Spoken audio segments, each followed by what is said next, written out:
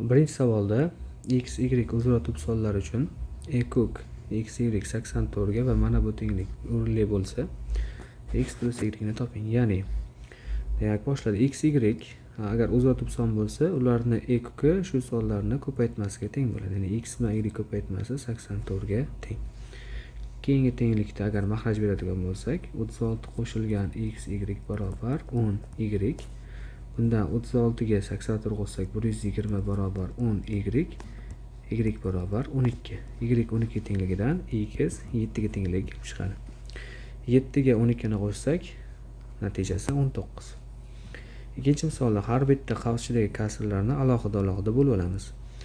Hop, bo'lsak 0.1000dan ya 10.000dan 24 plus keyingisi 0.10.000dan 76. Ularning natijasi 0.100dan 1.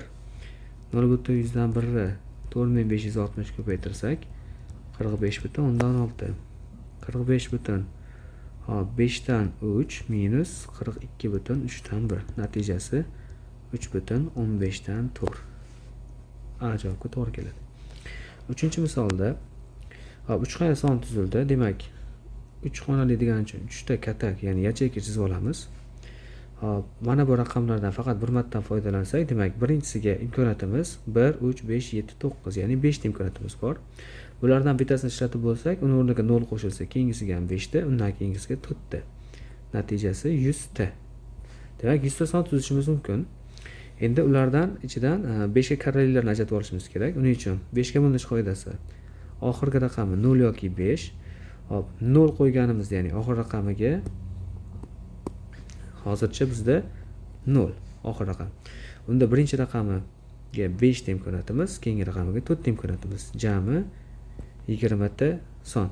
Va oxirgi raqami agar 5 bo'ladigan bo'lsa, ya'ni unga 5 qo'ydik hozir.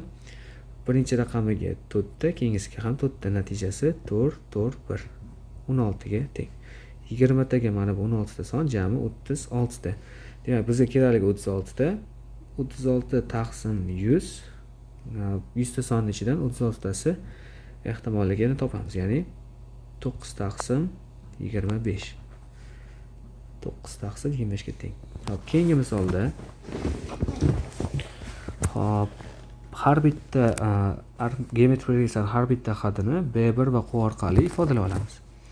Demak, B1 Qni 5-si minus B1 Q taqsim B1 kvadrat Qning 6-si minus B1 kvadrat Qning kvadrati barobar 1 taqsim 4. Suratidan B1 Qni chiqarsak, Qni 4-si minus 1. Mahrajdan B1 kvadrat Qni kvadratini chiqarsak, Qni 4-si minus 1 barobar 1 taqsim 4. Qavsishlari qisqarib ketdi. B1 bilan B1 kvadrat qisqarib ketdi. Q bilan Q kvadrat ham qisqarsa 1 taqsim B1 Q barobar 1 taqsim 4. B1 Q'imiz B2 ga tengligidan B2 barobar 4. Va bizda B3 ni ham berilgan. B3 12 ga teng bo'ladigan bo'lsa, B4imiz B2 ni B3 o'tish uchun 3 marta ko'paytirilgani uchun 3 ga 12 ni ko'paytirsak 36. Demak, natijasi 36 ga teng. Hop, 5-misolda hop, mana bu ifoda hop, universal to'plamdan ana shu to'plamlarni birlashmasini ayirmasiga teng. Ya'ni A ni to'ldirmasi bilan, ya'ni A ni to'ldirmasi bilan B ni to'ldirmasini kesishmasi shunga teng bo'lardi. Demak, bizda mana bu qatlam chiqib ketadi. Ya'ni shu yerdagi sonlardan tashqari bo'lgan sonlar qaysilar?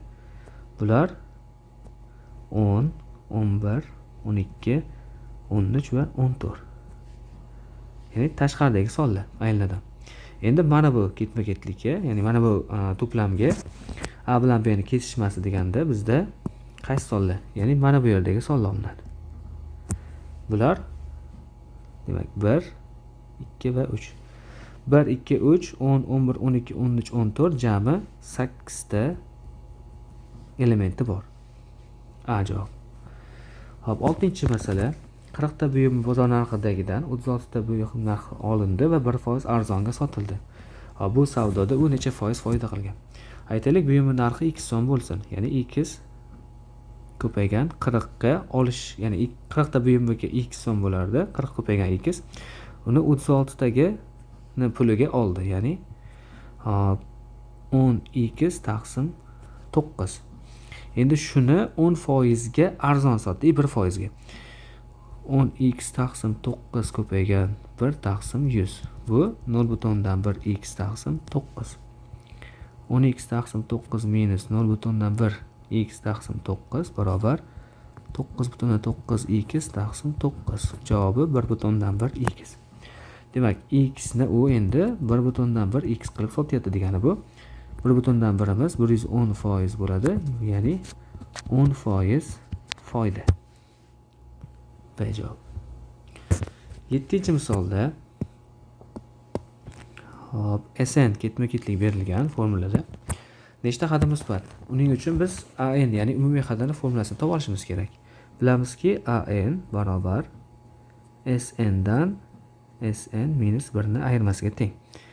Barobar yozamiz. Minusdan 2 n kvadrat ayrilgan n minus 1 ning kvadrati plus 24 ko'paygan n minus 1 barobar minus 2 n kvadrat minus n kvadrat plus 2n minus 1 plus 24 ko'paygan n minus n plus 1.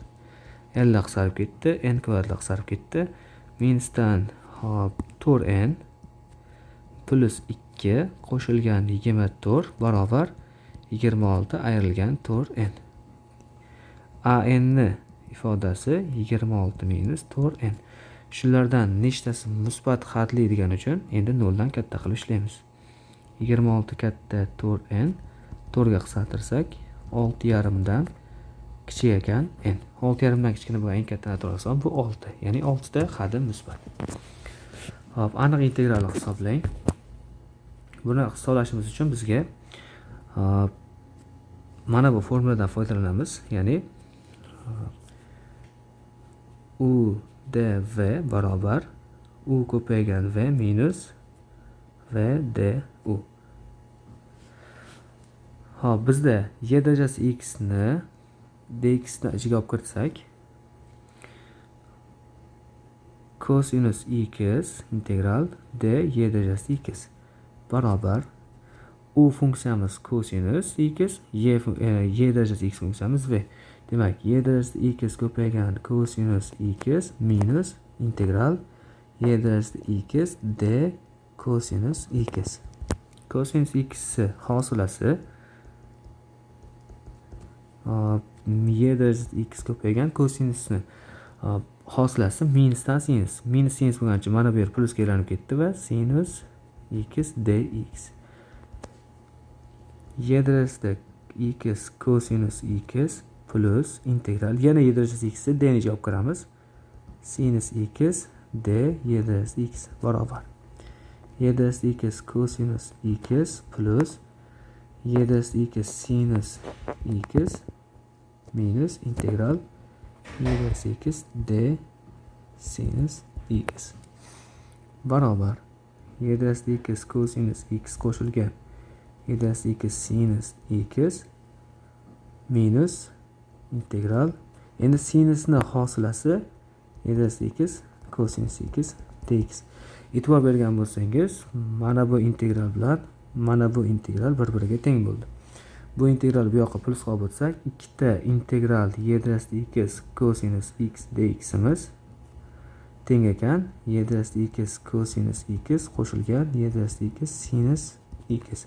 2 ga bo'lib yuborsak, integral y darajasi x cosinus x dximiz barobar x cosinus x qo'shilgan y darajasi x sinus x taqsim 2 ga teng ekan. Va oxirgi plus sinni qo'shib qo'yamiz. D javobga to'g'ri keladi.